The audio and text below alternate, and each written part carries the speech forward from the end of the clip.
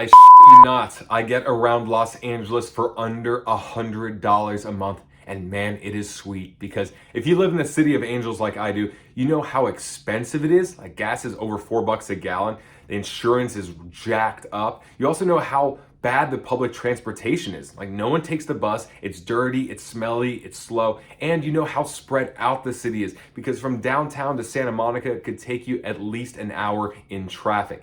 It is very difficult to stay under $100 a month, but it is possible, and I'll show you how.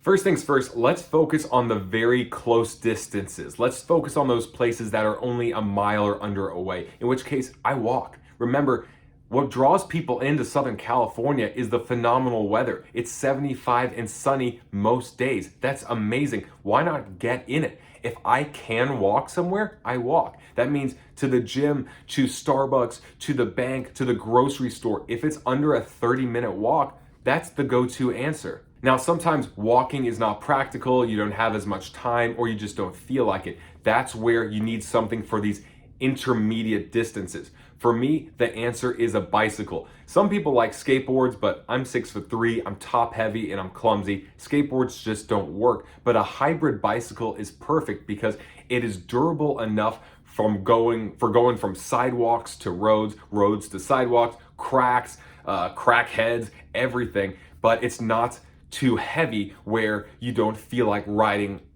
for more than a few miles. Like if you get a mountain bike, for example, it's gonna be too heavy for you to wanna go 2 miles, 3 miles, 4 miles, and then you're gonna be sweaty and you're gonna be like, oh, this kind of sucks. But a hybrid bike, it's light enough, but durable enough. It's the perfect middle ground. A good price range for hybrid bikes are between $400 and $600. That's where I found it to be lightweight enough to want to go longer distances, but still durable enough to handle sidewalks and roads really well. So if you break that down over 4 years, $600 even over 4 years, that is not a lot, and it's well worth the investment. So you walk for short distances, ride a bike or a skateboard or something like that for intermediate distances, but you need something to get around for longer distances, and this is where my scooter comes in.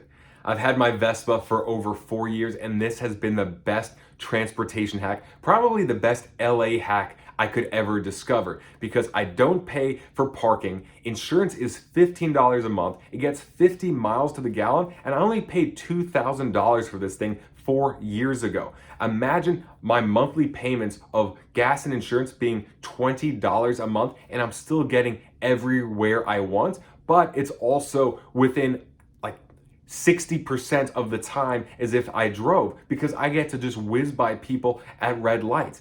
I highly encourage you to look into a motorcycle or a Vespa to save money. Now, besides that, once in a while, I will take an Uber. If I have to go to LAX, I'll do either a shared Uber or I'll use LAX's flyaway shuttle, which picks me up from Hollywood, and there's other locations, but it picks me up from Hollywood and it only costs $8 to $10. That would be my public transportation. But there are ways of getting around LA for very reasonable prices when you use good weather, you use creative options like these scooters or these rideshare programs to your advantage. Just remember that it's so expensive here to get around with your own car. It's really worth considering any and all other options, even if it is splitting a car with a roommate or a boyfriend or a girlfriend, or just selling your car and getting a motorcycle or moving closer to work so you can just ride your bike or work. Remember, walk, bike, and scoot your way to big savings around LA, and stay tuned for my next video where I help you buy the perfect car at a steep discount. Thanks so much for watching, and see you next time.